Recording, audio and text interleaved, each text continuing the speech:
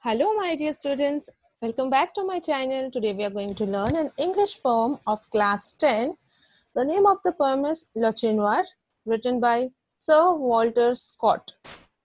But before learning the poem, students, if you are watching my video for the first time, do subscribe my channel and hit the bell icon so that you get the notifications of my latest upcoming videos, and watch the video till end. And if you like it, do hit the like button. And students, you also have 9th standard English explanation in this channel, and very soon you will be coming with the question answers of 9th and 10th standard English chapters for you all. So subscribe and enjoy and take the benefit of this videos just for you all. Thank you. Okay, let's move and learn about the poet. So here the poet is Sir Walter Scott, and he lived from 1771 to 1832. He was an excellent storyteller, both in prose and in verse. In his popular ballad, he tells us how in olden days, brave young men in Scotland possessed the necessary dash and pluck to do extraordinary things. His narrative poems fascinate the reader by their gripping action, stirring measure, and imaginative appeal. So here, students, popular ballad. Ballad is nothing but a story written in a form of a poem. It's a long poem which is actually a story, but written in the form of a long poem. So that is what we are going to learn today. It is a ballad, and here the Scotland poet has written about the brave young men of the Scotland who had the very extraordinary things and unique characters in him. And this poem narrates that how the reader is appealed, and when he reads about this particular person, Scottish person, who is actually a soldier. So let us read and know what fascinating things that this soldier has, this Scotland's soldier had in it. So let's see the poem stanza wise.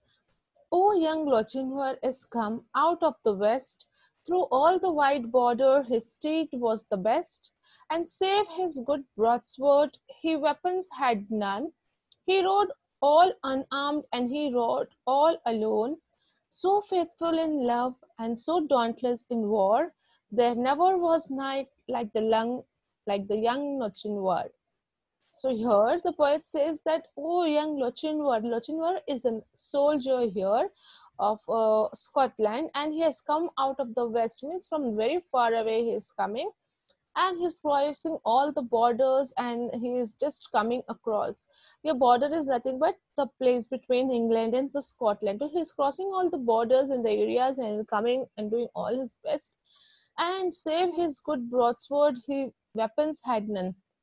Now, he had all the qualities of being a good fighter and using of arm and armaments, how to use all weapons. He was very skilled in it, but he did not carry any of the weapons with him when he was traveling here, when he was doing this journey, when he was crossing this border of his in England and Scotland, and he was traveling. He did not had any weapons with him. He rode all unarmed, means he traveled, he did all his journey without any arms, without any weapons, without any knife and swords, and he rode all alone. He did not had any of his partners or any other warrior members. He did his journey alone. Why was he doing this journey? It is because for his love. So faithful in love he was, so dauntless in war. He was so fearless in the war. Dauntless means fearless. You can see the meanings below. So he was so dauntless in war, and they say that there was never knight like the young Lochinvar. Means they have never seen a soldier. Knight means soldier, a man who is having a social position as a soldier, you can say. They have never seen a knight as young Lochinvar.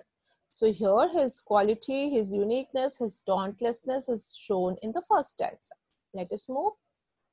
He stayed not for brake, he stopped not for stone, he swam the skilled river where ford there was none. But ere he alighted the Netherby gate, the bride had consented, the gallant came late, for a laggard in love and a dastard in war was to wed the fair Ellen of brave Lochinvar. Now there are some meanings given there. Stayed means stopped, break means a thicket, ford means a shallow point where the river can be crossed on foot. Alighted means got down. Netherby, it's a Netherby Hall, which is in the north of England. Laggard means one who lags behind, a timid person, a shy person, you can say. Dastard means coward, the one who is not brave. So, he stayed not break means he did not even stop for anything. He did not stop because it was very thick forest or it was very thick trees in jungle area. He never stopped. He did not stop even if the stone came across him, and he swam the Skye river. There was not a place, like it was not a shallow point where he can just walk and cross on foot. So he crossed even that kind of river by swimming. And but and he alighted, but he got at the day of the gate of Netherby. At last means he reached his destination. He actually wanted to come to this place, that is Netherby. Netherby is a Netherby Hall, which is in England. So he reached there at that gate, and the bride, it was all ready for the bride's wedding over there. Ellen, who was the love of Lochinvar, she was getting married to another person here. So he came here in the Netherby gate, the wedding hall, and the bride was consented. Means she was already ready and she knew, and the gallant came late. Now he was a bit late, but he returned. He reached there for laggard in love. Now he lagged behind in love. The bride was thinking that he is lagging in behind in love, and he's covered in war. So was to wed the fair Ellen of brave Lochinvar. So now this laggard in love and dastard in war was a person who was to be wed with fair Ellen. So Ellen was a girl who was getting married to this person who was not so good in love, and so was very coward in war. He was not able to win the war, or he was very failure in a war, you can say. So that kind of person was a bridegroom here. So she was getting married to him, and Lochinvar has breached the gate. So let us see now what has happened. So boldly he entered the Netherby Hall among bride's men and kinsmen and brothers and all. Then spoke the bride's father, his hand on his sword. But the poor craven bridegroom said never a word.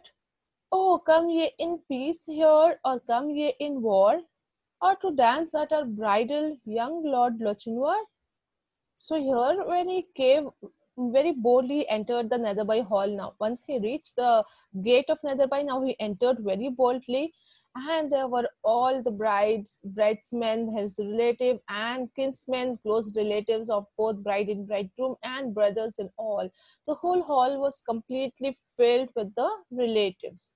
Then spoke the bride's father, and as soon as the bride's father, Ellen's father, saw Lochinvar, he got up and he kept his hand on his sword, and he just spoke with the Lochinvar that why have you come here? And all this scene was seen by the bridegroom, who never said a word. She was poor craven. She just cowardly bent her head down, and she was just listening to everything without saying any word. So the father asked the Lochinvar, oh, why have you come here? Have you come here for peace? Let this marriage happen, or you have come to have a war here, or you have come to dance at our wedding, or for what have you come, young Lord Lochinvar? This was asked by the bride's father. He was very angry, and he was asking to Lochinvar. Then, I long wooed your daughter, my suit you tonight. Love swells like the Solway, but ebbs like its tide. And now am I come with this lost love of mine, to lead but one measure, drink one cup of wine. There are maidens in Scotland more lovely by far, that would gladly be bride to the young Lochinvar. So nicely he gives the reply. Let's see the meaning first. Solway, the river that separates England from Scotland, and spring tides in the river Solway are believed to be especially very powerful. Measure is nothing but a slow and stately dance. So Tulsinwar replies here, I long wooed your daughter, means I loved your daughter and you have denied my proposal. When I offered this, you being the father have denied it, and you don't know how the love swells, how it separates. We have separated the like the Solway. Solway is the river which is separating England from Scotland. So he's saying you have separated us like in that way, but it ebbs like it's tide, means the tides which are very powerful, it will come up and it will do its work. So it's saying no doubt you have separated, but it will ebb like a tide, it will come up like a tide, our love will come up like a tide. And now he says, I have come with this lost love of mine, and I have come here even though I know I have lost my love. Then he says, to lead but one measure, I have come here to do one slow and state dance. As you know, the dance, the Western marriage and wedding, they have a dance, a ballroom dance, you can say. So in that kind of manner, he says, I have come to do that dance and just drink one cup of wine. That's it. And you know that there are many maidens in Scotland, many girls in Scotland who are very lovely and very beautiful than this glad lady who's here, who will be very happy to be bride of young Lochinvar. So in the sense, he wants to say that I have just come here to dance and drink a cup of wine. That's it. There are many more maidens in Scotland who are already very good and beautiful, and they'll be very happy to marry me. This was the answer given by young Lochinvar to the bride's father here. Then the bride kissed the goblet, the knight took it up. He quaffed off the wine and he threw down the cup. She looked down to blush and she looked up to sigh, with a smile on her lips and a tear in her eye. He took her soft hand ere her mother could bar. Now treat we a measure, said young Lochinvar. So again, let's see the meaning here. Goblet is a wine glass. Quaffed off is drank quickly. And measurements again, a slow and stately dance. So now her bride, she kissed a goblet, means a wine glass which she was having, she took it, she kissed it and she gave it to the soldier to have it. And he quickly drank it off. Quaff means quickly he drank it off everything at once, and he threw down the cup with anger on the floor. And then this bride, that is Ellen, she took blush, she had a smile on her face and she looked up with a sigh. She had a great relief that, oh, my love is with me now. And she had a smile on her lips and also tear in her eye. And then Lochinvar took the soft hand and of the girl to dance, but the mother could not do anything there. And now he said, come on, let's have one slow dance to the girl, to the bride, he said. And they started dancing. So stately his form and so lovely her face, that never a hall such a galliard did grace, while her mother did fret, and her father did fume, and the bridegroom stood tangling his bonnet and plume, and the bride maidens whispered it were better by far to have matched our fair cousin with young Lochinvar. So again, we'll see the meaning. Galliard means a spirited dance for two. Then bonnet is nothing but hat. So now they are explaining the situation of the wedding hall there. So stately his form, so lovely her face. The girl's face was so lovely now, and that there was not a couple like such a lovely couple and so graceful that they were dancing. The two were dancing, the couple was dancing. The hall had never seen such a good couple dancing anywhere. The mother was fret and father was fume, means they were in very angry mode. They wanted to say and stop everything, but they could not do anything. And the bridegroom too was standing there with his bonnet and plume. Bonnet is a hat with a plume is a feather which they put it on the hat to decorate their dresses and their attire. So he was standing with all the dressing over there, but could not do anything. And the bride maidens, the girls' friends and the maidens who were there, they started saying to each other that they're far better couple here, and to have matched a fair cousin with young Lochinvar. Means we're discussing with each other that Lochinvar and our cousin, that is Ellen, is a far better match than anybody else. They are the best couple and they look so beautiful. All these discussions were going on in the hall over there. One touch to her hand and one word in her ear, when they reached the hall door and the charger stood near. So light to the croup, the fairy lady he swung, so light to the saddle, before her he sprung. She is one, we are gone, over bank, bush, and score. They'll have fleet steeds that follow, quoth young Lochinvar. Now again we'll see the meaning. Charger means is nothing but horse used in a battle. Score means steep rock. Croup, behind the saddle on the horseback. Fleet steeds means swift horses. So let's see the meaning now of the stanza. One touch to her hand means as soon as the Lochinvar touched the hand of the bride and he said just one word in her ear, and slowly while dancing they reached the door of the hall, and the charger stood there. Means the horse which is used in the battle was standing outside near the hall, waiting for them. So light the croup, and the fair lady he swung. There was a saddle. You know, there is on the horseback you have a seat, a saddle type where a person can sit and ride the horse. So he just swung the lady. Means that he just picked up the lady and he swung him to make her sit on the saddle, and so light to the saddle before he sprung. And again from there, she was so light that she was easily sprung up to that saddle, and she is one. We are gone. Now, when she sat properly on that horse and everything was done, she is one. The Chinwar is saying, she is one now. Now we are going, we are gone.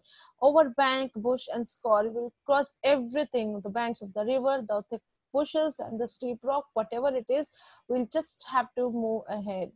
They'll have fleet steeds. Now even they'll have fleet steeds, swift horses behind us. They will follow us. He knows, Lochinvar knows that they are not going to leave us and they'll be behind us with the swift horses. So we have to just cross everything and we have to run away from here. Then there was mounting among dreams of the Netherby clan, Frosters, Fenwicks, and Miss Graves. They rode and they ran. There was racing and chasing and canopy lee, but the lost bride of Netherby never did the see. So daring in love and so dauntless in war. Have you ever heard of a gallant like young Lochinvar? So again, we'll see the meaning here. Grimm's, Foresters, Fenwicks, and Misgraves. All these are the names of the various clans of people who are supporting the Netherby clan. Means these people who are there, the bride's parents. All these were helped by these different caste people. Clans means classed people. They were named as Grimm's, Foresters, and Fenwicks, and Misgraves. The surnames which they have there in the Netherlands. So they were mounting, means they were just behind. All these people just rode, they rode behind them. Means they started running with their horses behind them, and they ran. They followed them. There was racing and chasing on Canobili, on the places, on the mountains, and everywhere. They just chased like anything. But the lost bride of Netherby never did the see. But they could not make up and see them nor catch them. They had already flown away very swiftly. And this shows the so daring Lochinvar was in love, and he was so dauntless, so fearless he was in war. Have you ever heard of a gallant like young Lochinvar? So the poet asks you all that have you ever heard of such a gallant and a brave warrior like Lochinvar, who so fearlessly, dauntlessly fights in the war and has come and he's so daring in love that at last he came and he took his love, that is Ellen, from the wedding hall and flew away from there. So here the poet is trying to share the poem, which is a story, you can say, in the form of poem, which is known as ballad here, where it's written very romantically, and the dauntless and the courage and the daring that the warrior, the Lochinvar, had is been shown here. I hope, students, so you would have understood this poem and it was helpful for you all. If you liked it, do hit the like button and share and subscribe it. Thank you for watching my video once again.